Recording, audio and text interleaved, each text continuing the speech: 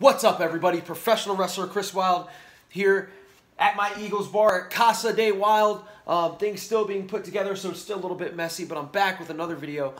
This one talking about the 2019 offseason, and we're going to focus on quarterbacks. Now, are we better or are we worse than we were last year? In my previous video, I talked about the running backs. Pretty easy answer. We're definitely better at the running back position in 2019 than 2018. I think when we talk about the quarterbacks, it's a little bit more complicated in answer. So let's go back to 2018. Going into the season, we had a big question mark on Carson Wentz. Had no idea what week he was going to be able to play or if he was going to be healthy coming off that torn ACL.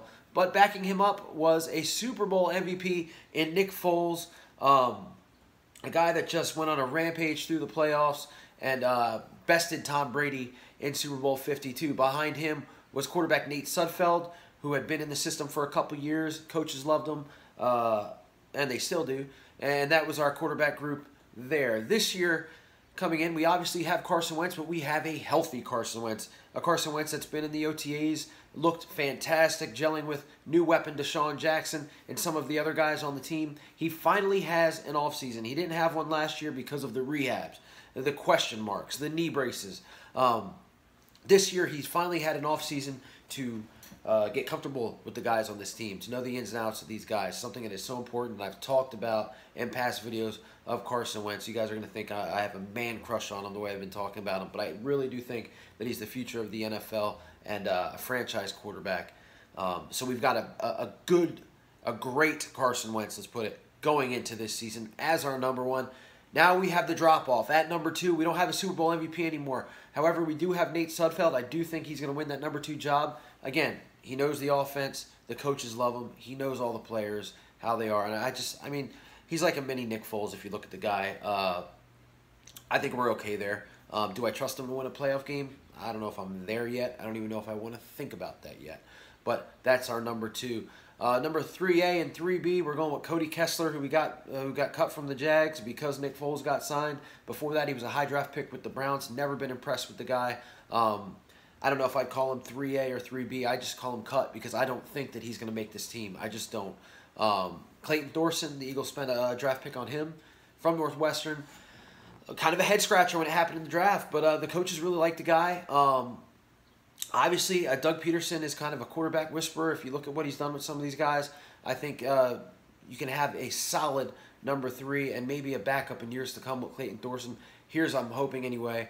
Again, Kessler, I haven't heard good things about him through training camp, just from some of the guys that I know that are around the team. So I do not think that he's going to make this team. So better or worse, 2019 quarterbacks or 2018 quarterbacks? I think 2019, if you look at it that way, obviously worse because we don't have a Super Bowl winning MVP as our backup in case anything goes bad with Carson Wentz.